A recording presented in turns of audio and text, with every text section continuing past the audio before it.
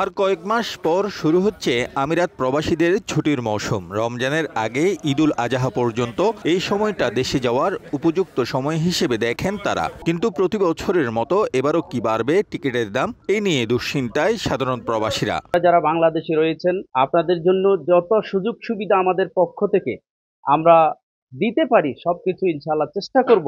বাংলাদেশ বিমান এবং বাংলাদেশের যে সমস্ত এয়ারলাইন্স গুলা রয়েছে তাদের প্রাইস যাতে সহন পর্যায়ে থাকে সেজন্য ঊর্ধ্বতন কর্তৃপক্ষের নিকট আবেদন। আমিরাতের গ্রিন সিটি আলাইন শহরটিতে রয়েছে অসংখ্য বাংলাদেশি ট্রাভেল এজেন্সি।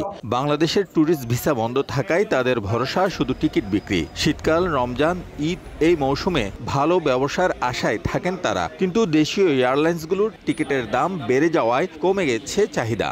বাংলাদেশ বিমান কেন এত, যেখানে বাংলাদেশ বিমান প্রাইস হবে কম সেখানে কেন এত বেশি? এই জন্য একটা রিকোয়েস্ট করবো যে বাংলাদেশ বিমান কাছে যতটুকু সম্ভব প্রাইসটা কমানোর জন্য। আপনারা সময়ের আগে মিনিমাম 2 থেকে 3 মাস আগে আপনার ঈদ কেন্দ্রিক টিকিটগুলো আপনারা আগেই করে রাখবেন। আদারওয়াইজ যখন কাছাকাছি সময় যাবে তখন টিকিটের প্রাইস বাড়বে, একদম নিঃসন্দেহে বলতে পারি। ট্রাভেল ব্যবসায়ীরা জানান, বেশি মুনাফার আশায় তারা এই ব্যবসায় নামলেও এখন আয় কমে গেছে। কারণ একদিকে ভিসার জটিলতা, অন্যদিকে টিকিটের অস্বাভাবিক মূল্য বৃদ্ধি। ছুটির সময়ও অনেক প্রবাসী টিকিটের দাম বেশি হওয়ায় দেশে যেতে পারেন না। ভিসা সমস্যার সমাধান না হলে ট্রাভেল, ট্যুরিজম এবং টাইপিং ব্যবসায় বড় ক্ষতির আশঙ্কা রয়েছে বলে জানান তারা।